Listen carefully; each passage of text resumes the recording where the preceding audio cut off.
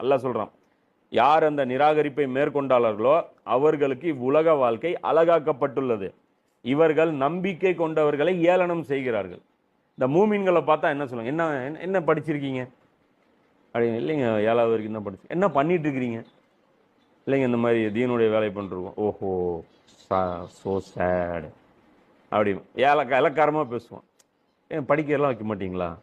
ஏங்கம்மா என்னங்க இந்த வேலையில் உட்கார வச்சிருக்கீங்க, வேற வேலையெல்லாம் உட்கார வைக்க மாட்டீங்களா அப்படிமா. என்னம்மா இவர் இஸ்ரார் அகமது பார்த்து என்ன சொல்லியிருப்பாங்க, என்ன நீங்கள் என்ன படிச்சிருக்கீங்க? ஹார்ட் சர்ஜனுங்க. அப்படியா, எங்கே ப்ராக்டிஸ் பண்ணுறீங்க அப்படின்னா, நான் குரான் அகாடமியில் டீச்சராக இருக்கேன். எவ்வளோ சம்பளம்? 5000 ரூபா சம்பளம்.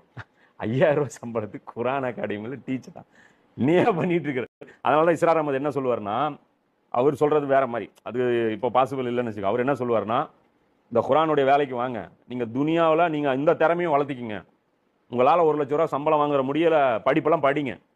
ஒருத்தர் வந்தாரம்மா, அவருடைய பயானை கேட்டுட்டு, ஒரு பையன் எம்பிபிஎஸ் ஸ்டூடெண்ட்டு நேராக வந்துட்டு, 2 வருஷம் நான் முடிச்சிட்டேன், இனிமேல் அந்த படிப்பு எனக்கு வேஸ்ட் மாதிரி தெரியுது, அதில் நான் ஏன் எஃபர்ட் போடணும், அதனால் பேசாமல் உங்களை மாதிரி நான் தாயாக மாறுறேன், எனக்கு வந்து உங்கள்கிட்ட நான் சேர்ந்துக்கிறேன் அப்படின்னு. அவர் சொன்னாரா, இல்லை இன்னும் 2 வருஷம் தானே படிச்சிட்டோம்.